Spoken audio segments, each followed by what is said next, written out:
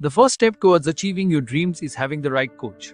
Get the best education with Aadh and make your NET UPSC economics dreams come true. Download the app now.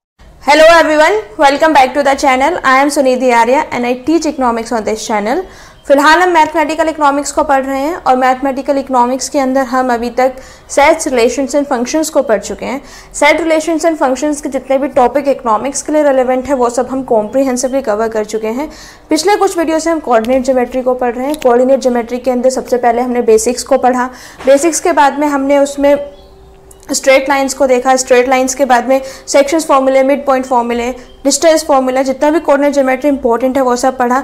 आज के इस video में हम circle पढ़ेंगे और सर्किल के बाद में हमारा एक टॉपिक पैराबोला जो है, जो कि बहुत इंपॉर्टेंट है इकोनॉमिक्स के पर्सपेक्टिव से, क्योंकि जो कर्व्स होते हैं वो जनरली यू शेप होते हैं, इसीलिए पैराबोला को हम बहुत डिटेल में पढ़ेंगे और उसके साथ ही हम कोऑर्डिनेट ज्योमेट्री के टॉपिक को रैप अप कर देंगे. कोऑर्डिनेट ज्योमेट्री के बाद में हम सीक्वेंस एंड सीरीज को पढ़ेंगे. फिलहाल हम कोऑर्डिनेट ज्योमेट्री को ही पढ़ते हैं. आज की वीडियो शुरू करूं मैं उससे पहले आपको बता देती हूं कि मैंने स्टैटिस्टिक्स और इकोनोमेट्रिक्स के कोर्सेज बनाए हुए हैं. अगर आपको स्टैटिस्टिक्स और इकोनोमेट्रिक्स के टॉपिक्स में डाउट है तो आप वो जाके चेकआउट कर सकते हैं. मेरे चैनल पे आपको प्लेलिस्ट मिल जाएगी जितने भी टॉपिक जो है ग्रेजुएशन लेवल पे इंपॉर्टेंट होते हैं. देखिए, आज की वीडियो में हमें कोऑर्डिनेट ज्योमेट्री के अंदर सर्किल पढ़ना है. ठीक है, सर्किल जो है वो पढ़ा हुआ है. मैं आपको थोड़ा सा रिकैप करा देती हूँ कि जब हमने ज्योमेट्री के अंदर सर्किल पढ़ा था तो किस तरीके से पढ़ा था. ठीक है, ज्योमेट्री के अंदर जब सर्किल होता था तो इस तरीके से एक शेप होती थी. ठीक है, इसके जो सेंटर था, सेंटर पे कंपास रख के हम इसको ड्रॉ करते थे. ये जो है वो एक नोटेशनल फिगर है, ये एग्जैक्ट फिगर नहीं है. यहाँ पे जो सेंटर से एक पॉइंट सर्किल के किसी भी पॉइंट को टच करती थी वो रेडियस हो जाती थी. ठीक है, ये हमारी रेडियस हो जाती थी. और ये रेडियस यानी कि सेंटर से जितने भी पॉइंट होंगे इस सर्किल पे, इस सर्किल की जो बाउंड्री है, यानी कि जो सर्किल की बाउंड्री है, जिसे हम क्या बोलते हैं, सर्कमफ्रेंस बोलते हैं. तो जो हमारी सर्कमफ्रेंस है और ये हमारा क्या है, लेट्स से ये हमारा सेंटर.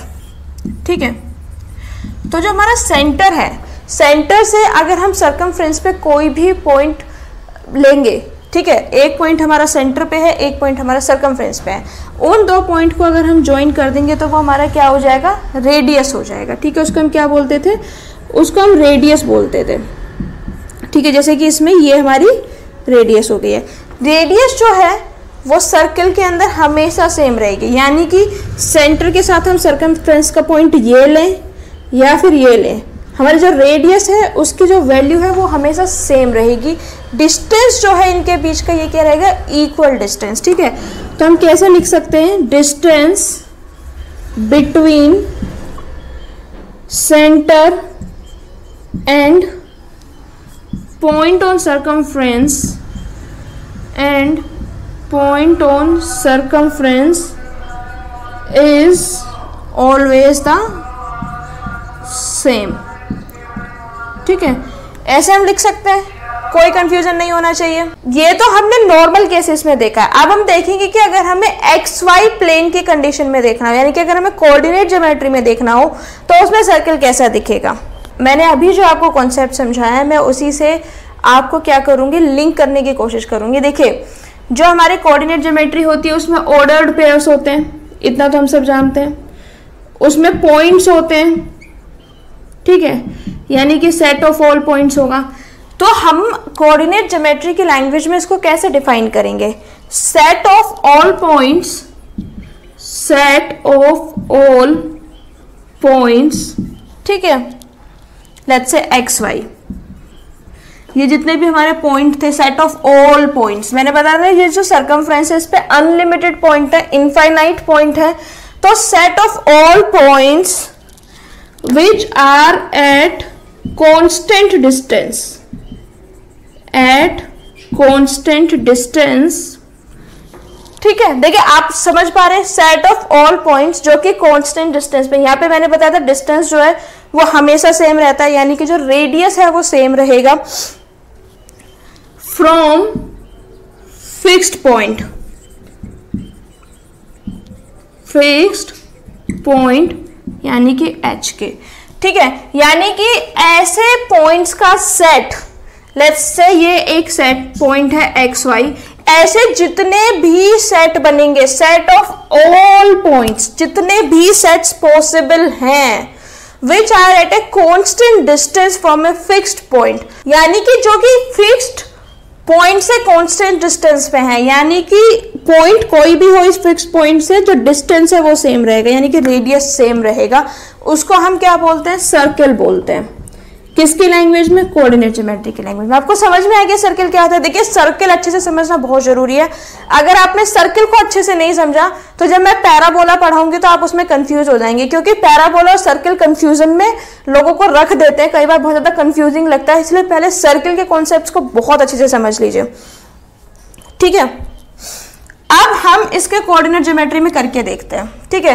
लेट्स से इसको हम यहाँ पे रीड्रॉ करते हैं, ठीक है। ये हमारा एक सर्कल है, लेट्स से एक सर्कल है, बिल्कुल एग्जैक्ट तो नहीं बना है। ये हमारा एक फिक्स्ड पॉइंट है और ये कोई पॉइंट हमने मान लिया है x y, ठीक है। और हमें गिवन है कि एच के, ये क्या है? हमारा सेंटर। हमें गिवन है कि जो इसका डिस्टेंस है ना दोनों के बीच में वो 7 है, और जो हमें एच के गिवन है, एच के जो हमें गिवन है वो -3 और 2 गिवन है, ठीक है। यानी कि आपको एक पॉइंट गिवन है, दूसरा पॉइंट गिवन है और दोनों के बीच का डिफरेंस गिवन है। दूसरा पॉइंट जो गिवन है एक्स वाई की फॉर्म में गिवन है। क्या हम इससे एक्स वाई के कोऑर्डिनेट निकाल सकते हैं या नहीं निकाल सकते हैं? आप मुझे बताइए। जब मैंने आपको डिस्टेंस फॉर्मूला बताया था तो मैंने उसमें बताया था कि अगर हमें 2 पॉइंट्स गिवन होते हैं तो हम फॉर्मूले को लगा के उनके बीच का डिस्टेंस निकाल लेते हैं, यही मैंने आपको समझाया था। इसी में भी क्या करना है, हमें एक्स वाई गिवन है लेकिन इसमें डिस्टेंस गिवन है, तो हम क्या करेंगे? डिस्टेंस फॉर्मूला लगाएंगे, ठीक है। हमें 2 पॉइंट क्या गिवन है? एक्स वाई एच के, ठीक है, और दोनों के बीच का डिस्टेंस क्या गिवन है? 7। तो हमारा क्या फॉर्मूला लगेगा? x minus H square plus Y minus K square is equal to R, ठीक है। अगर हम इसको सबसे पहले हम इसको जनरल फॉर्म में करते हैं, तो 7 की जगह हम क्या करते हैं? यहाँ पे r लिख लेते हैं। इनके बीच का डिस्टेंस क्या है? r।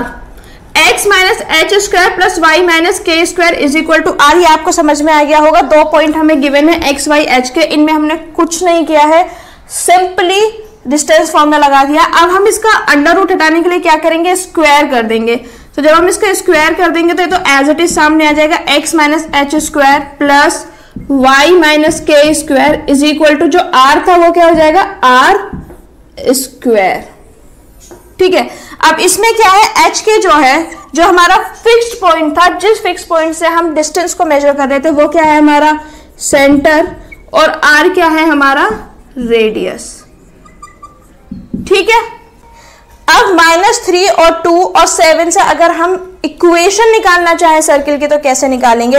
देखिए h क्या है हमारा? -3, k क्या है? 2।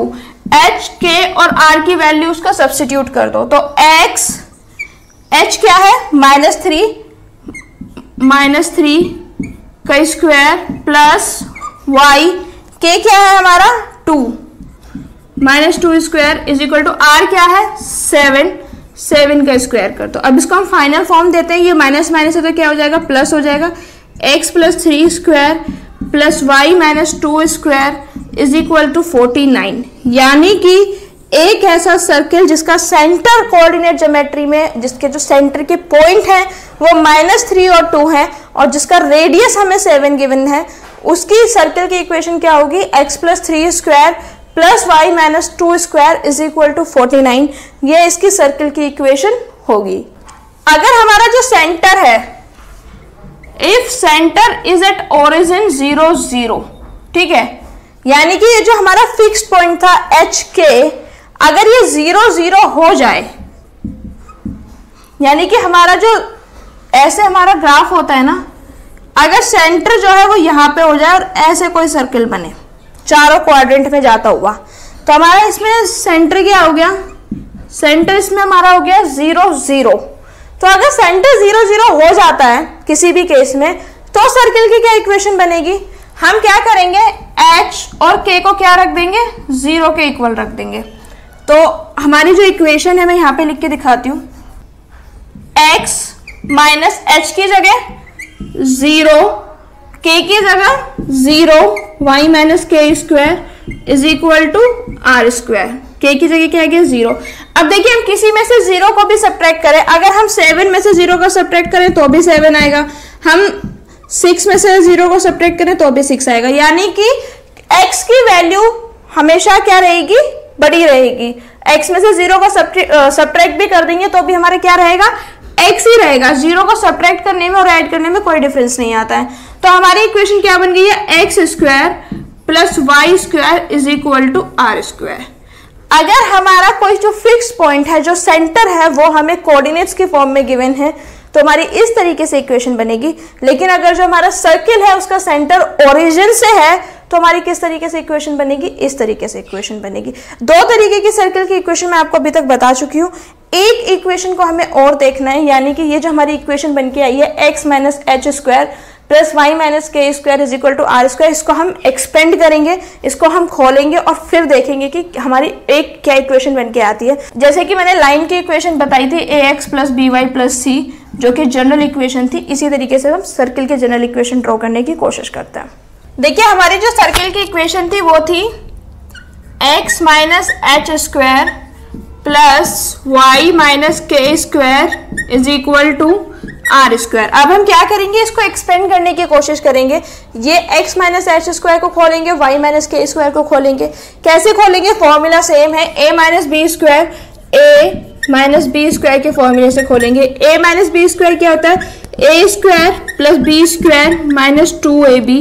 सेम वे हम इस फॉर्मूले को यहाँ पे लगाएंगे, x minus H square, X square plus H square minus 2hx plus Y square plus K square minus 2ky is equal to R square. अब हम क्या करेंगे, जो भी एक्स स्क्वायर वाई स्क्वायर वाली टर्म्स है उनको एक साथ ले आएंगे। X square plus Y square minus 2hx minus 2ky, ठीक है। ये वाली टर्म हमने कंसीडर कर ली, ये वाली कर ली, ये कर ली। अब बचती है plus H square plus K square, ठीक है। और ये जो आर स्क्वायर है ये इधर आके माइनस का हो जाएगा, minus R square is equal to 0। अब अगर हम इसका जनरलाइज्ड फॉर्म लिखना चाहे तो कैसे लिखेंगे, A X square plus B Y square, ठीक है। आप समझिए, पहले मैं लिख देती हूँ फिर मैं आपको एक्सप्लेन करती हूँ। Plus C X plus D Y plus E is equal to 0। अब इसमें समझिए, a जो है हमारा क्या है, a का कोफिशिएंट क्या है 1, यानी कि अगर हम इसको 1x स्क्वायर लिखे तो कोई गलती तो नहीं है, किसी भी तरीके का कोई प्रॉब्लम तो नहीं है, इसके आगे 1 हो सकता है। तो ax स्क्वायर, इसी तरीके से हम b के आगे क्या रखें, b के आगे अगर हम 1 रख देंगे, अगर यहाँ पे 1 हो जाएगा तो कोई दिक्कत है, कोई दिक्कत नहीं है। मैं जो इसमें हमने कोफिशिएंट अटैच किए उनकी वैल्यू अब आपको एक्सप्लेन करके बता रही हूँ। तो a is equal to 1, b is equal to 1, c की क्या वैल्यू आएगी, देखिए x का कोफिशिएंट क्या है, इसमें x का कोफिशिएंट ये है, कंपेयर करेंगे, c is equal to minus 2h, ठीक है। सेम वे d, y का क्या कोफिशिएंट है, y का कोफिशिएंट है 2k, तो d की क्या वैल्यू होगी, माइनस 2k। और साथ में क्या है, जिसके साथ में कोई भी कोफिशिएंट नहीं है, देखिए इसके साथ में एक्स स्क्वायर था, ये एक्स स्क्वायर का कोफिशिएंट है, ये वाई स्क्वायर का कोफिशिएंट है, ये एक्स का कोफिशिएंट है, वाई का कोफिशिएंट है, और साथ में क्या है, ये एक ई है। जो ई है उसके साथ में कोई भी कोफिशिएंट नहीं है, यानी कि जो कांस्टेंट टर्म है ये क्या है, सारी ई, H square plus K square minus R square. देखिए कई बार एग्जामिनेशन में ना आपको इस फॉर्म में भी सर्किल की इक्वेशन दी जा सकती है, या इसको फिर आपको इस फॉर्म में अरेंज करना पड़ेगा, ठीक है। तो मैंने आपको बता दिया है कि उसकी स्टैंडर्ड इक्वेशन कैसे दिखेगी, A X square plus B Y square plus C X plus D Y plus E is equal to 0। अब हम फटाफट से क्वेश्चन को देखते हैं और देखते हैं कि किस तरीके से क्वेश्चन पूछे जाएंगे। हमें पॉइंट गिवन है 2 - 3 और रेडियस गिवन है 5 और सर्किल की इक्वेशन पूछी गई है। तो x minus 2 square plus y minus 3 square is equal to 5 का स्क्वायर। ये यहाँ पे माइनस है तो माइनस माइनस प्लस हो जाएगा, a square plus B square X का स्क्वायर प्लस 2 का square 4 minus 4x plus a square plus B square 3 का square 9 3 2 6 y is equal to 25।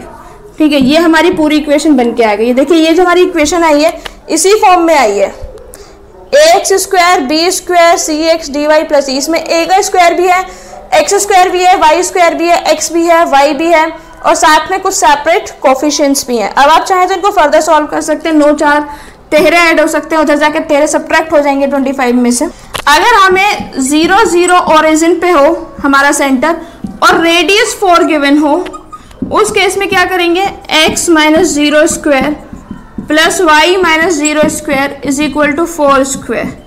ठीक है, सेम फॉर्मूला है, h और k की जगह वैल्यू सब्स्टिट्यूट कर दी है तो क्या होगा, x square plus Y square is equal to 16। ये भी क्या है, हमारी एक सर्किल की फॉर्म है।